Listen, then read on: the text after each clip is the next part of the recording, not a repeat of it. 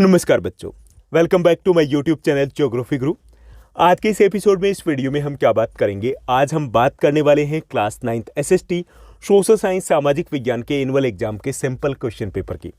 ये जो simple question paper रहेगा जो आज हम डिस्कस करेंगे, ये सीबीएसई के ऑफिशियल ब्लूप्रिंट पर बेस्ड रहेगा, यानी कि आपका annual exam as it is इसी टाइप का आने वाला है।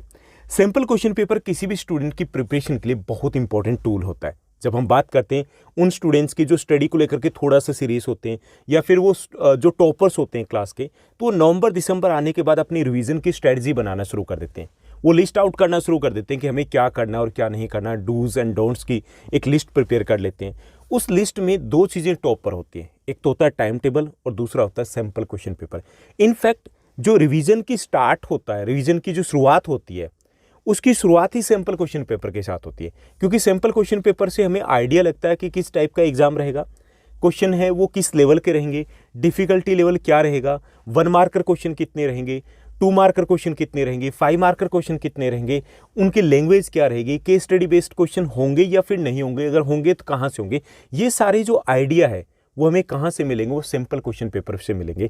तो आप चाहे बोर्ड के स्टूडेंट को देख लीजिए, चाहे आप कंपटीशन एग्जाम के स्टूडेंट को देख लीजिए, तो वो स्टूडेंट्स भी इसी तरीके से सिंपल क्वेश्चन पेपर के साथ ही शुरुआत करते हैं, क्योंकि उसके बाद जब वो रिवीजन के साथ जाएंगे तो उनके माइंड में रहेगा कि हाँ भाई, इस टाइप के क्वेश्चन एग्जाम में आ सकते हैं, इस टाइप की लैंग्वेज एग्जाम में रहेगी। तो जो प्रिपरेशन आपकी जाती है वो ज़्यादा सॉलिड जाती है, ज़्यादा अच्छी जाती है। आज हम इसी टाइप से एक सिंपल क्वेश्चन पेपर को डिस्कस करेंगे। इससे पहले एक और सिंपल क्वेश्चन पेपर मैं पब्लिश कर चुका हूँ, वो मिड टर्म के एग्जाम का था, तो वो भी सीबीएसई के ऑफिशियल ब्लूप्रिंट पर बेस्ड था, तो वो भी आपके लिए हेल्पफुल रहेगा, क्योंकि उस सिंपल क्वेश्चन पेपर में बहुत सारे इंपॉर्टेंट क्वेश्चन हैं जो आपके एनुअल एग्जाम में आ सकते हैं। और आज का ये हमारा सिंपल क्वेश्चन पेपर रहेगा, तो इसमें भी वो क्वेश्चंस हैं जो इंपॉर्टेंट है, मोस्ट इंपॉर्टेंट क्वेश्चंस है। तो इन क्वेश्चंस को आपको ठीक से करना भी है, क्योंकि इनके आपके एग्जाम में रिपीट होने के चांसेस भी अच्छे खासे रहेंगे। इस सिंपल क्वेश्चन पेपर की जो पीडीएफ फाइल है वो आप टेलीग्राम से ले सकते हो, टेलीग्राम के चैनल को आप ज्वाइन कर सकते हो, या फिर इंस्टाग्राम से भी आपको मिल सकती है। चलिए शुरुआत करते हैं हम आज के इस सिंपल क्वेश्चन पेपर की। जैसा कि आप अपनी स्क्रीन के ऊपर देख पा रहे हैं, ये class 9th SST social science सामाजिक विज्ञान का सिंपल क्वेश्चन पेपर रहेगा। आपका टाइम रहेगा 3 आवर्स का, 3 घंटे का। मैक्सिमम मार्क्स रहेंगे 80। यहाँ पे स्टूडेंट नेम मेंशन करना है, यहाँ पे आपके रोल नंबर हो जाएंगे। उसके बाद जनरल इंस्ट्रक्शंस दिए गए, तो चलिए देखते हैं इसमें क्या कुछ बताएगा। इससे हमें आइडिया लगेगा कि कितने क्वेश्चन रहेंगे और कितने क्वेश्चंस कितने मार्क का रहेंगे। तो यहाँ पे देखिए, सबसे पहले this question paper has 37 question in all. Total 37 question दिए गए इस क्वेश्चन पेपर में। ऑल क्वेश्चन आर कंपल्सरी, सभी क्वेश्चन आपके लिए कंपल्सरी रहेंगे। एंड आंसर्स जो है are to be answered in serial order to avoid deduction of marks, यानी कि कोशिश करना है कि इनके आंसर्स है वो सीरियल ऑर्डर में दिए जाएं। ठीक, marks are indicated against each section के आगे मार्क्स दिए गए कि कितने मार्क कर क्वेश्चन नेक्स्ट वाले रहेंगे। और इसमें 37A और 37B जो आपके क्वेश्चन रहेंगे वो मैप वर्क बेस्ड क्वेश्चन रहेंगे। इसमें से जो 37A है वो 2 मार्क का रहेगा, ये हिस्ट्री से रहेगा, और जो 37B है ये जियो से रहेगा, ये आपका 3 मार्कर क्वेश्चन रहेगा। क्लियर। इसके अलावा question number and options must be clearly written in the space provided in the map. Map में आपको क्वेश्चन नंबर या ऑप्शन है वो क्लियरली लिखना है, और tie the map with in the answer sheet properly. आपको मैप को अच्छे से अटैच करना है अपनी आंसर शीट के साथ। तो ये कुछ जनरल इंस्ट्रक्शंस हो गए जो आपके क्वेश्चन पेपर में आपको मिलेंगे। उसके बाद आपका सेक्शन ए यहाँ पे दिया गया, और इसमें दिए गए आपको 20 क्वेश्चन। कैसे क्वेश्चंस हैं, ये आपके MCQs रहेंगे, यानी कि 20 आपके मल्टीपल चॉइस क्वेश्चंस रहने वाले हैं। तो इसमें फर्स्ट आपका क्वेश्चन दिया गया वो है, who were the worst sufferers in Nazi Germany. Nazi Germany में सबसे ज़्यादा कष्ट किसको उठाने पड़े थे, सबसे ज़्यादा तकलीफ किसको हुई। तो इसमें 4 ऑप्शन दिए गए। फर्स्ट ऑप्शन हमें दिया गया ज्यूज, यानी कि यहूदी। सेकेंड है पोल्स, यानी कि पोलिस, पोलैंड के लोग। थर्ड है रशियंस, यानी कि रूसी। और चौथे हैं जिप्सीज, यानी कि जिप्सी लोग। तो इसमें हमारा जो करेक्ट आंसर रहेगा वो रहेगा ज्यूज, यहूदी। यानी कि जर्मनी में सबसे ज़्यादा जो दिक्कत हुई थी, समस्या हुई थी, वो ज्यूज यानी कि यहूदियों को हुई थी। लगभग 60 लाख के आसपास जो यहूदी थी वो मारे गए थे, उनको मारा गया था सेकेंड वर्ल्ड वॉर के दौरान। कहाँ पर? जर्मनी में। ठीक, उसके बाद सेकंड जो हमारा क्वेश्चन रहेगा, सेकंड क्वेश्चन दिया गया सिंपल क्वेश्चन पेपर में, which was the most famous club of France. France का सबसे फेमस क्लब कौन सा था, ये हमें बताना है। तो ये आपके हिस्ट्री का फर्स्ट चैप्टर का क्वेश्चन है, तो इसमें करेक्ट आंसर आपका ये रहेगा जैकोबिन क्लब। ओके, चलिए सेकंड क्वेश्चन की बात करते हैं। दूसरा हम प्रश्न देखते हैं। सेकंड जो हमें क्वेश्चन, थर्ड क्वेश्चन को देखते हैं। थर्ड क्वेश्चन हमें दिया गया which is not a fundamental right. हमें यहाँ पे ऑप्शन दिए गए हैं, उनमें से हमें बताना है कि कौन सा एक मौलिक अधिकार नहीं है। तो इसमें दिया गया समानता का अधिकार, राइट ऑफ इक्वालिटी, ये है fundamental right. Right to freedom, स्वतंत्रता का अधिकार, ये भी फंडामेंटल राइट है।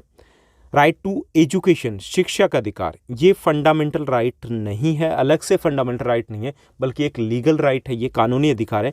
और डी दिया गया राइट अगेंस्ट एक्सप्लॉयटेशन, शोषण के विरुद्ध अधिकार, ये भी फंडामेंटल राइट है। तो हमारा करेक्ट आंसर सी हो जाएगा, क्योंकि राइट टू एजुकेशन है वो एक लीगल राइट है, कानूनी अधिकार है, फंडामेंटल राइट नहीं है अलग से। क्लियर, तो सी आपका करेक्ट आंसर रहेगा। Now let's move to the next question. Fourth question की बात करते हैं। फोर्थ क्वेश्चन हमें दिया गया when was the first complete census taken in India. हमें बताना है कि भारत में पहली संपूर्ण जनगणना कब हुई थी। ओके, तो इसमें करेक्ट आंसर आपका ए रहेगा, करेक्ट आंसर आपका बी रहेगा। जैसे ए में की गई थी जनगणना वो कंप्लीट नहीं थी, ठीक। बी में जो जनगणना हुई थी वो कंप्लीट हुई थी, तो आपका करेक्ट आंसर है वो बी रहेगा 1881, ठीक। उसके बाद 10 ईयर्स के गैप के ऊपर जनगणना हमारी सेंसस है वो होती रही, तो बी आपका करेक्ट आंसर रहेगा। यानी कि इसमें देखिए दो क्वेश्चन आपके बनते हैं। एक तो ये कि भारत में पहली जनगणना कब हुई, तो पहली जनगणना जो थी वो 1870 में हो गई थी, लेकिन वो इनकम्प्लीट थी। तो पहली कंप्लीट जो सेंसस है वो 1881 में हुई थी, 1881 में। तो बी आपका करेक्ट आंसर रहेगा। Now let's move to the next question. Next जो हमारा फिफ्थ क्वेश्चन है उसको देखते हैं। फिफ्थ क्वेश्चन हमें दिया गया the women in France win the right to vote in. France में महिलाओं को वोट डालने का अधिकार कब मिला, ये हमें बताना है। तो इसका करेक्ट आंसर आपका ये रहेगा 1946। ओके, चलिए नेक्स्ट क्वेश्चन को देखते हैं। अगला जो हमारा नेक्स्ट क्वेश्चन है सिक्स्थ क्वेश्चन। सिक्स्थ जो हमें क्वेश्चन दिया गया name the 2 north eastern states of India through which the tropic of cancer passes. क्या बताना है हमें बताना है किन्हीं 2 उत्तरी पूर्वी राज्यों के नाम जहां से होकर के कर्क रेखा गुजरती है, ठीक।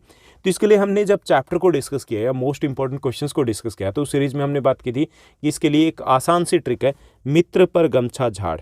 मित्र पर गमछा हो गया, गमछा समझते हो ना, एक कपड़ा होता है, और यहाँ हो गया झाड़, ठीक। इसमें उन 8 राज्यों के नाम है जिनसे होकर के जो ट्रॉपिक ऑफ कैंसर गुजरती है, कर्क रेखा गुजरती है।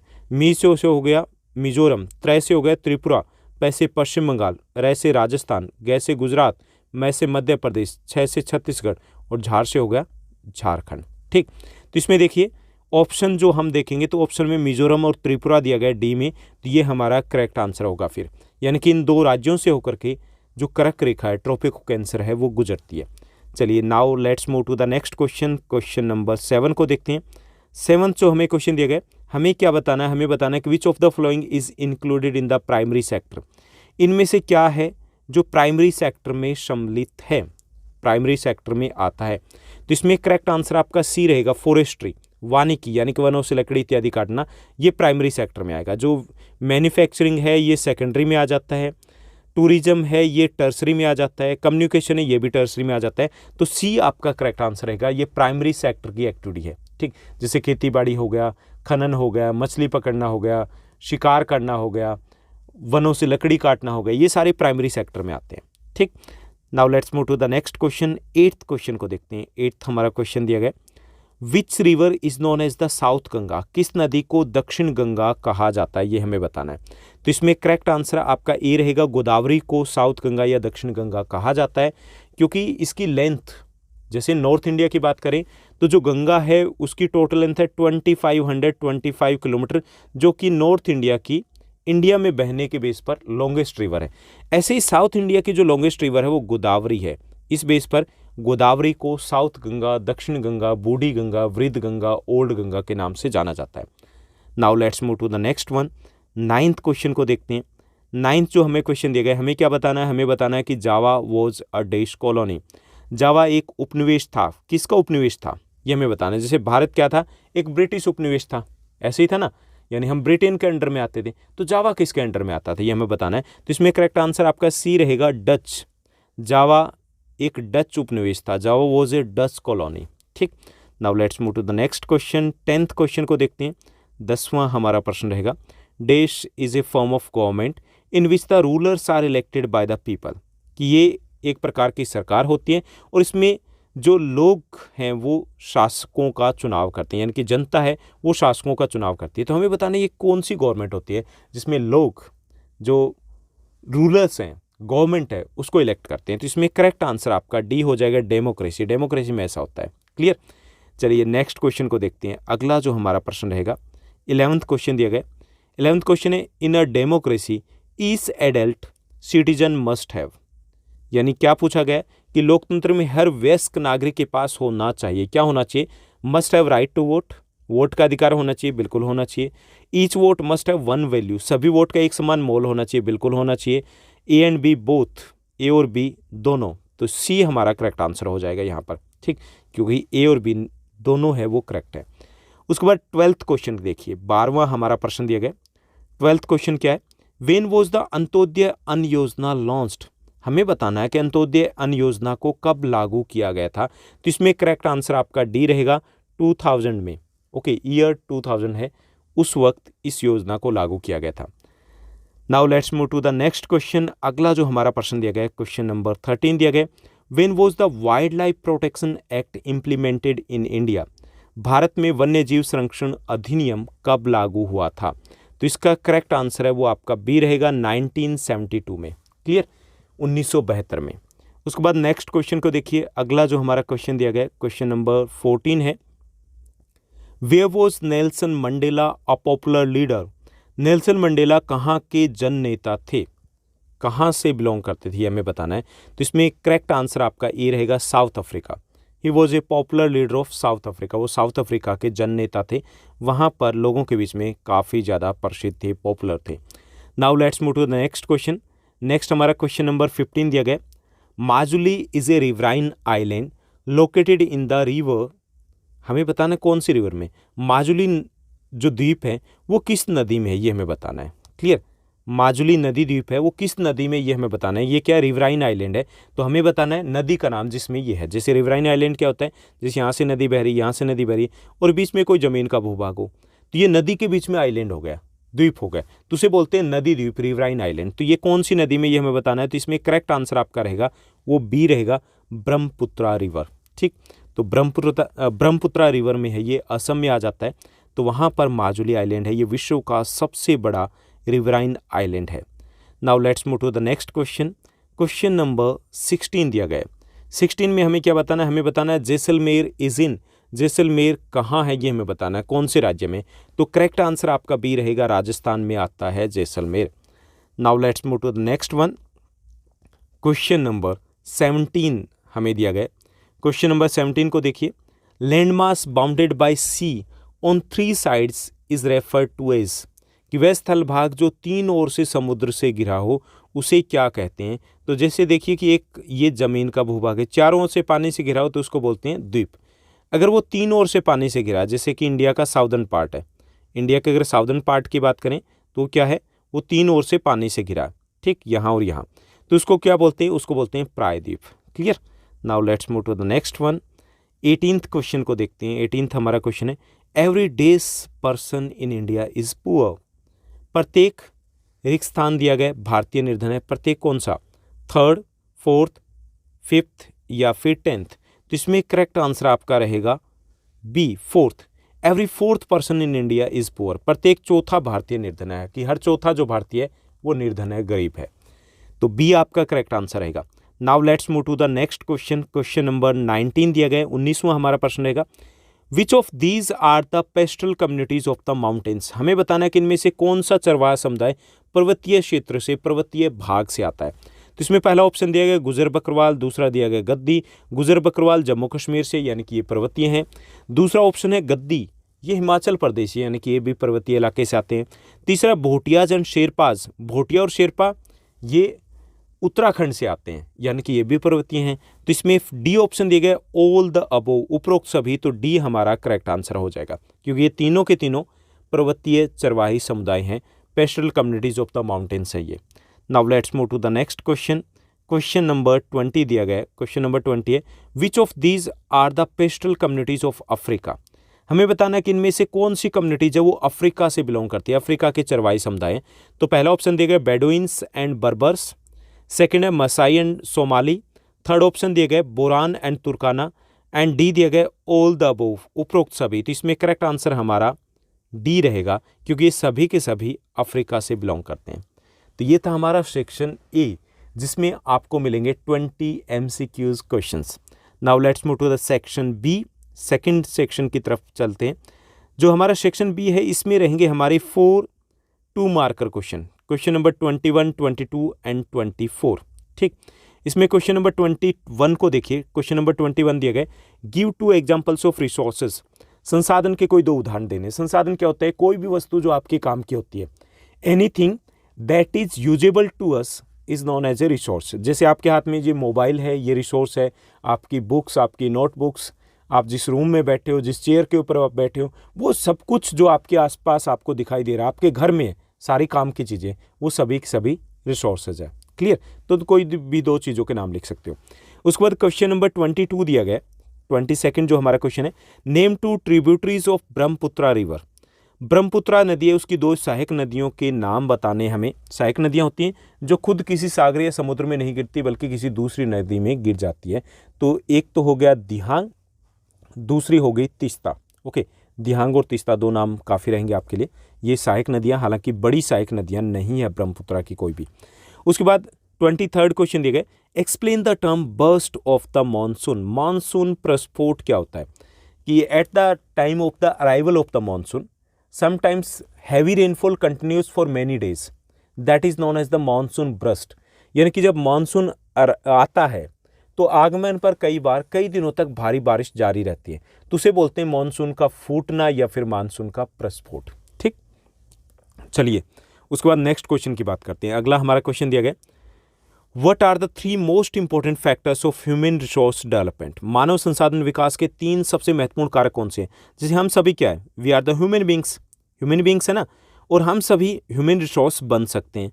किन 3 चीज़ों से बनेंगे? सबसे इंपॉर्टेंट क्या है कि अगर हमें रिसोर्स बनना है, हमारी वैल्यू अगर हमें बढ़ानी है, तो इसमें 3 सबसे इंपॉर्टेंट फैक्टर होते हैं। पहला होता है आपका एजुकेशन, शिक्षा, दूसरा होता है हेल्थ, ठीक, और तीसरा होता है स्किल। स्किल समझ रहे हो ना? स्किल मतलब कोई भी काम धंधा हमें आना चाहिए। तो यानी education, health and skill, these are the 3 most important factor of the human resource development. थोड़ा थोड़ा सा लिख दोगे इनका। ओके, चलिए नेक्स्ट क्वेश्चन, नेक्स्ट सेगमेंट की बात करते हैं। और थर्ड जो हमारा सेगमेंट है वो है सेक्शन सी।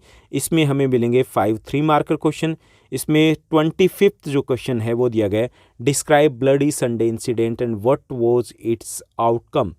खूनी रविवार की घटना का वर्णन करना और उसके क्या परिणाम निकले, ये हमें बताना है। तो 1905 में ऐसा होता है कि कुछ जो वर्कर्स होते हैं इंडस्ट्रीज़ के, वो एक मार्च निकालते हैं। मार्च निकालते हैं कहाँ पे? देवर मार्चिंग टुवार्ड्स द, ये कह सकते हैं कि जार्स पैलेस। ओके, वहाँ के जो किंग थे उनके पैलेस की तरफ वो मार्च निकालते हैं। देवर ऑर्गेनाइजिंग द प्रोटेस्ट एक्टिविटीज़। वो प्रोटेस्ट एक्टिविटीज़ को ऑर्गेनाइज करे थे और वो डिमांड करे थे, किस टाइप की डिमांड करे थे? जैसे हायर वेजेस की डिमांड करे थे कि वेतन बढ़ा दिया जाए, बेटर वर्किंग कंडीशन की डिमांड करे थे, reduction in the working hours की काम करने के घंटे कम कर दिए जाए, उसकी वो डिमांड करे थे। इस प्रकार की उनकी मांगे थी। और वहाँ पर जो पुलिस होती है, दे ओपन फायर्ड ऑन दम, उनके ऊपर ओपन फायर की जाती है। And hundreds of people died in that incident, सैकड़ों की संख्या में लोग वहाँ पर मारे जाते हैं। उसे बोलते हैं ब्लडी संडे इंसिडेंट, क्योंकि उस दिन संडे था, तो उसे बोलते हैं खूनी रविवार की घटना। ठीक, और उसके परिणाम क्या निकले कि उसके बाद जो किंग है, जार है, वो बैकफुट पे आ जाते हैं और वो इनकी कुछ मांगों को मान लेते हैं। और साथ ही साथ रशिया में ड्यूमा का गठन किया जाता है। ड्यूमा क्या है? वहाँ की पार्लियामेंट। ठीक, तो he was ready for the Duma. जो उनकी डिमांड थी, ये भी एक डिमांड थी, तो ड्यूमा का गठन कर दिया जाता है। ओके, उनकी एक तरीके से एस्टेब्लिश कर दी जाती है ड्यूमा को। तो ये आपका 25th क्वेश्चन रहेगा। उसके बाद 26th जो क्वेश्चन दिया गया है 3 मार्कर में, why is democracy considered the best form of government, briefly describe any 3 reasons.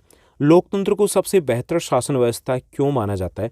किन्हीं 3 कारणों का संक्षेप में वर्णन करना हमें। ओके, अब बताना है कि डेमोक्रेसी क्यों बेटर है। क्लियर? कोई 3 बताना है। जैसे in democracy people can choose their own government, लोग अपनी सरकार को खुद चुन सकते हैं। In democracy people can change their own government, लोग अपनी सरकार को बदल सकते हैं। नॉन डेमोक्रेटिक में होता है? बिल्कुल नहीं होता। इसके अलावा in democracy all the people have right to vote, सभी लोगों के पास वोट का अधिकार होता है। And all the people have one vote one value, one person one vote one value होते हैं, एक व्यक्ति एक वोट एक मोल होता है, जबकि नॉन डेमोक्रेटिक गवर्नमेंट में ऐसा नहीं होता है। In democracy there is a rule of law, कानून का शासन होता है, नॉन डेमोक्रेटिक में ऐसा नहीं होता है। तो 3-4 चीज़ें आप यहाँ पे बता दोगे। उसके बाद 27th क्वेश्चन को देखिए, क्वेश्चन नंबर 27 दिया गया, how you can say that India is a secular country, आप कैसे कह सकते हैं कि भारत एक धर्मनिरपेक्ष देश है। तो पहली चीज़ हम बताएंगे कि in India we don't have any official religion, Bharat में कोई भी राष्ट्रीय धर्म नहीं है। Second, in India there is no discrimination on the ground of the religion, Bharat में धर्म के आधार पर कोई भेदभाव नहीं होता। Even at the time of the job, at the time of the admission etcetera, कहीं पे भी भेदभाव नहीं होता। और थर्ड है, in India all the citizens are free to follow any religion और नॉट एट ऑल। और इसके साथ तीसरी सबसे इंपॉर्टेंट चीज़ है कि भारत में सभी नागरिकों को किसी भी धर्म को मानने या ना मानने के लिए फ्री है, ये उनकी मर्जी है, उनका पर्सनल मैटर है। Okay, so we can say that India is a secular country, Bharat एक धर्मनिरपेक्ष देश है। चलिए नेक्स्ट क्वेश्चन की बात करते हैं।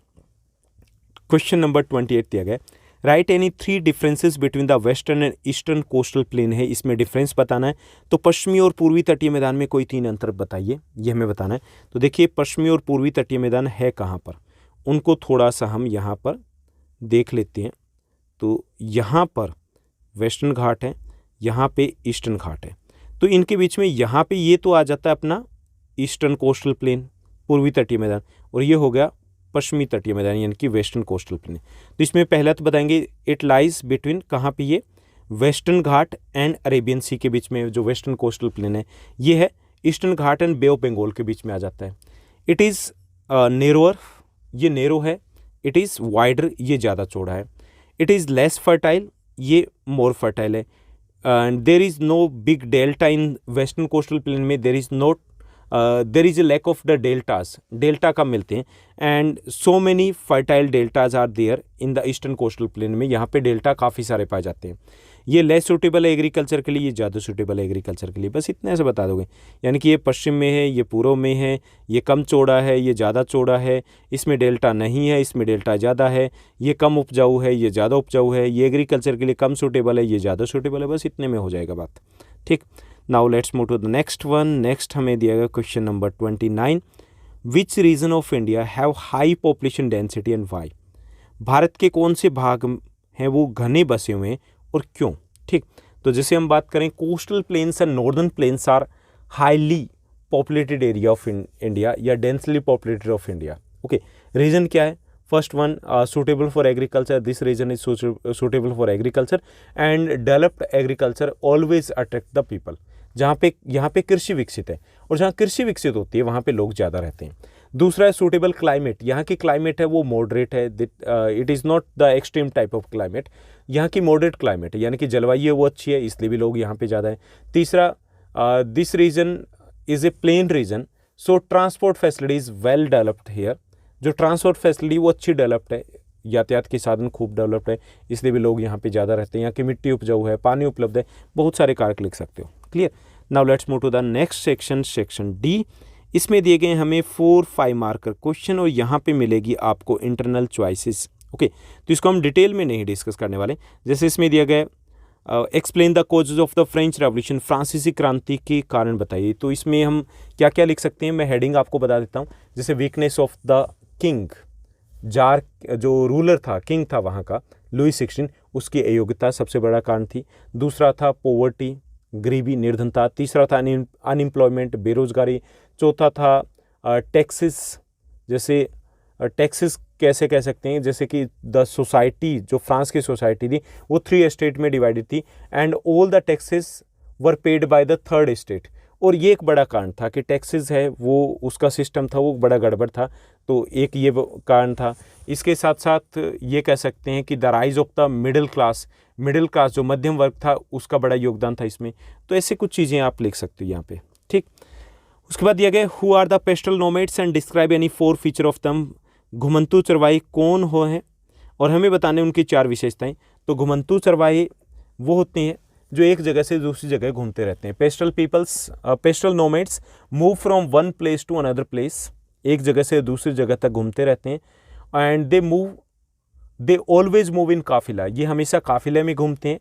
And they move in search of three things, तीन चीज़ों की तलाश में घूमते हैं। फूड यानी कि भोजन हो गया, फोडर यानी कि चारा हो गया, वाटर यानी कि पानी हो गया, ठीक। और ये कैसे घूमते हैं? काफिले में घूमते हैं। और they do the seasonal movement, इनका जो मूवमेंट होता है वो सीजनल होता है, यानी कि मौसम के अनुसार ये घूमते हैं, प्रवास करते हैं। जैसे पहाड़ियों की अगर हम बात करें, जो पहाड़ी चरवाहे हैं उनकी अगर बात करें, तो वो जब गर्मी आती है तो वो ऊपर की तरफ चले जाते हैं, okay. During the summer season they move upward, okay. और जब सर्दी आती है तो दे मूव डाउनवर्ड, नीचे की तरफ आ जाते हैं, क्योंकि ऊपर बर्फ जमा हो जाती है। ऐसे जो राजस्थान वाले होते हैं, ड्राई सीजन में दूसरे राज्यों में चले जाते हैं और रेनी सीजन में वापस आ जाते हैं। बस इतना कुछ लिख दोगे तो हो गए 4 फीचर। उसमें फिर बता दोगे इंपॉर्टेंट पेस्टल जो कम्युनिटीज़ ऑफ इंडिया आर, गुजर बकरवाल फ्रॉम कश्मीर, देन भोटिया गुजर फ्रॉम हो गए, भोटिया गुजर है, या अगर हम बात करें वो हो गए आपके उत्तराखंड से, गद्दी हो गए हिमाचल प्रदेश से, रायका हो गए राजस्थान से, धंगर हो गए महाराष्ट्र से, कुरुबा हो गए कर्नाटका से। 2-4 एग्जाम्पल दे दोगे।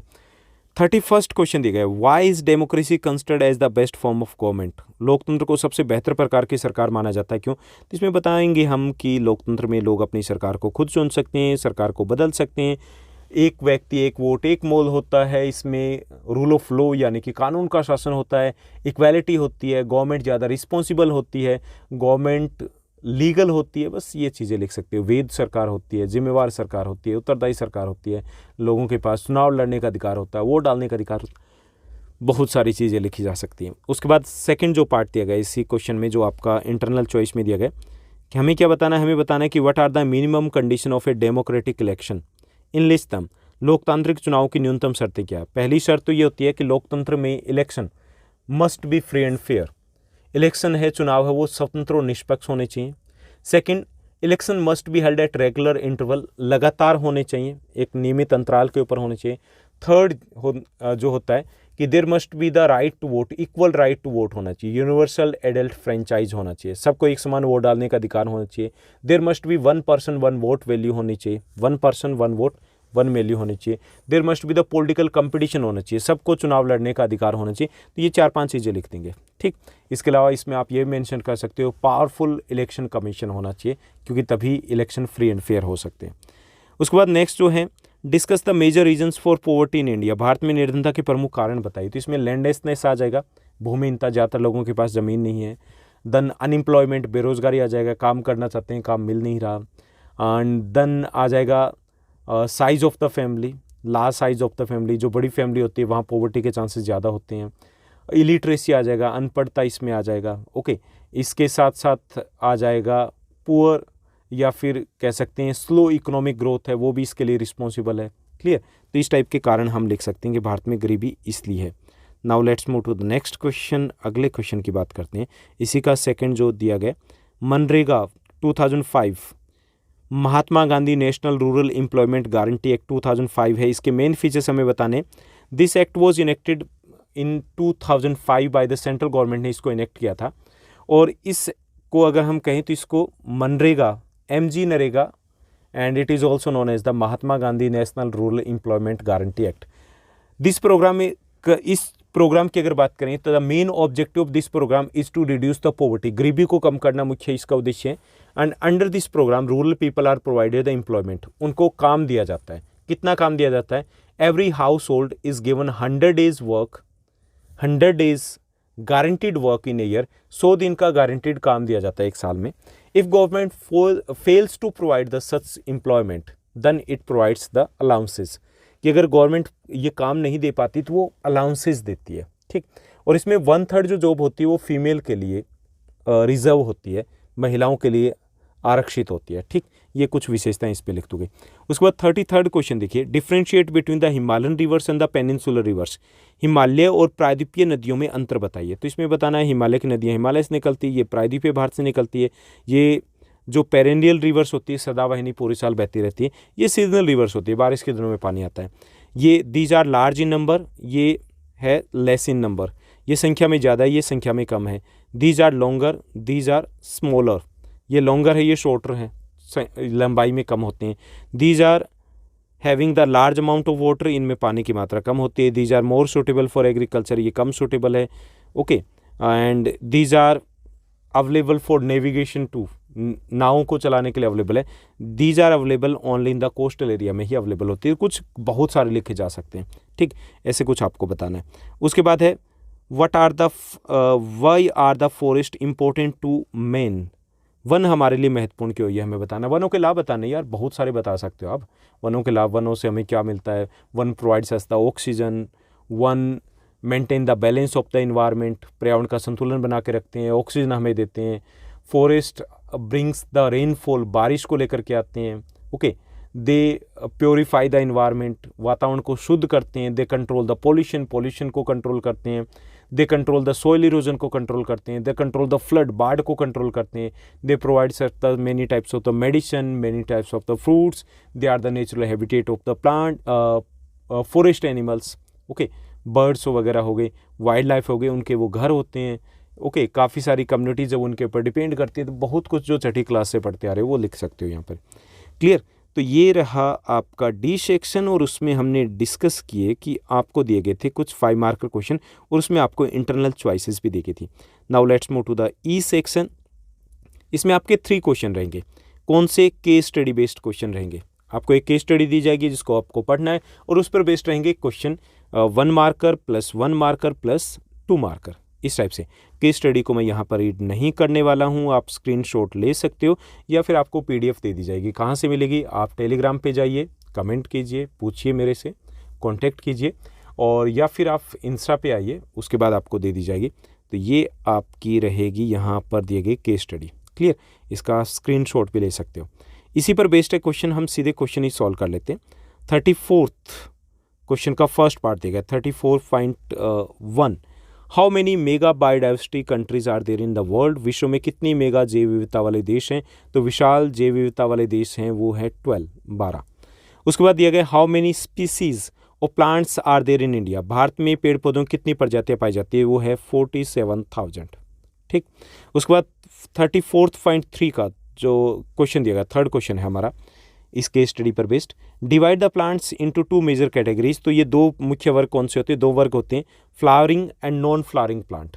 पौधों वाले, जो फूलों वाले और बिना फूलों वाले पौधे, 2 कैटेगरी में डिवाइड कर सकते हैं। What is the number of the flowering plants found in India? तो 15,000 जो स्पीसीज है फ्लावरिंग प्लांट की इंडिया में मिलती है। ठीक, तो ये हो गए आपके यहाँ पर फर्स्ट केस स्टडी। सेकंड देखिए, सेकंड केस स्टडी हिस्ट्री से दी गई है। इसमें भी हमें एमसीक्यूज दिए गए। Which countries economy was worst hit by the economic crisis है? तो इसमें करेक्ट आंसर हमारा जर्मनी रहेगा। सबसे ज़्यादा जर्मनी की ही इकोनॉमी वर्स्ट अफेक्टेड हुई थी आर्थिक महामंदी से। सेकंड क्वेश्चन है what was the impact of economic crisis on German workers? German workers के ऊपर क्या असर पड़ा था? तो इसमें डी आपका करेक्ट आंसर रहेगा, ए और बी दोनों। नौकरी छिन गई या फिर उनकी मजदूरी कम हो गई थी। उसके बाद दिए गए आर्थिक संकट का जर्मन के युवाओं पर क्या प्रभाव पड़ा था? Explain the impact of the economic crisis on the German youth. They turns towards the criminal activities की तरफ चले गए थे। ओके, दे बिकम अनएम्प्लॉयड या फिर वो क्रिमिनल एक्टिविटीज़ में इन्वॉल्व हो गए थे। बस ये असर पड़ा था। उसके बाद 36th क्वेश्चन, यहाँ पे भी केस स्टडी दी गई है, और ये केस स्टडी जियो में से दी गई है। क्लियर, तो यहाँ पर भी कुछ क्वेश्चन हैं कि major river of the peninsula flow किस साइड में बहती है? जो पेनिनसुला की मेजर रिवर्स है वो ईस्ट वर्ड बहती है। पर कहाँ प्रमुख जो नदियाँ हैं वो कहाँ पे? ईस्ट की तरफ जाती है। क्लियर, उसके बाद है name the major water divide of peninsula India, तो वो है वेस्टर्न घाट। उसके बाद है name the 2 rivers of peninsula which form estuaries. 2 नदियाँ जो ज्वार नदमुख बनाती है, तो वो है नर्मदा एंड तापी। क्लियर, चलिए एफ सेक्शन की बात करते हैं। नेक्स्ट जो हमें पार्ट दिए गए एफ सेक्शन, यहाँ पे है मैप वर्क। इसमें दिखाना है पहला 37A, ये हिस्ट्री से दिया गया है। यहाँ पे फर्स्ट में देखिए हमें क्या बताना है? A place where the fortress prison was stormed by the people in 1789। वह स्थान जहाँ पर 1789 में लोगों ने जेल पर धावा बोल दिया था। तो ये है पेरिस। आपको वर्ल्ड मैप में पेरिस को मार्क करना है। ठीक, ये पहले से आपको दिया होगा ए, आपको पहचाना है कि ये क्या है, तो वो पेरिस है। हिंट यहाँ पे मिलेगा। सेकेंड है a country where atomic bomb was dropped in 1945। एक देश जहां 1945 में परमाणु बम गिरा गए थे। तो ये बी से आपको मार्क किया हुआ मिलेगा, आपको पहचाना है कौन सा देश है, तो वो जापान है। क्लियर, चलिए नेक्स्ट पार्ट को देखते हैं। 37B, इसमें दिए गए 3 मैप वर्क के क्वेश्चन जो कि आपके जियो से रहेंगे। क्लियर। तो यहाँ पर क्या दिया गया है, हमें दिया गया है फर्स्ट लीस्ट पॉपुलेटेड स्टेट, सबसे कम जनसंख्या वाला राज्य है। टोटल पॉपुलेशन की बात करें तो वो सिक्किम आपको लोकेट करना है। मालाबार कोस्ट जो कि केरला की साइड में आ जाती है, ठीक, जैसे यहाँ पे केरल है तो ये वाला इतना पार्ट है वो मालाबार कोस्ट है। जिम कॉर्बेट नेशनल पार्क ये कहाँ दिया गया है, ये उत्तराखंड में है। क्लियर। तो ये था हमारा सैम्पल क्वेश्चन पेपर। इसके अलावा आपके मिड टर्म का जो एग्ज़ाम हुआ था उसका सैम्पल क्वेश्चन पेपर भी ऑलरेडी पब्लिश कर चुके हैं। अगर इसका रिस्पांस अच्छा मिला, यानी कि आपने अच्छा खासे लाइक्स दिए, अच्छे खासे शेयर हुए, तो मैं आपको कुछ और सैम्पल क्वेश्चन पेपर भी सोशल साइंस और बाकी सब्जेक्ट के भी अवेलेबल करवाऊंगा। इसके अलावा एसएसटी की बात की जाए तो एसएसटी मतलब भाई सब कुछ करवा रखा मैंने, यानी आपके जितने भी चैप्टर्स हैं वो हिंदी और इंग्लिश मीडियम में उनके मोस्ट इंपॉर्टेंट क्वेश्चंस दे रखे हैं और सिंगल क्वेश्चन उनसे बाहर नहीं आएगा। आप कमेंट सेक्शन में जाना, उन जो भी वीडियोस आप देखोगे, और आप देखना कि काफ़ी सारे बच्चों ने धड़ल्ले से कमेंट्स भी कर रखे हैं कि हमारा एग्ज़ाम हुआ था और एग्ज़ाम में कितने क्वेश्चन आए रहे थे, उन्होंने बता भी रखा है। तो उसको देख लीजिएगा, एसएसटी आपकी बहुत अच्छी जाएगी। आज के लिए बस इतना ही। Thank you, bye bye, have a nice day.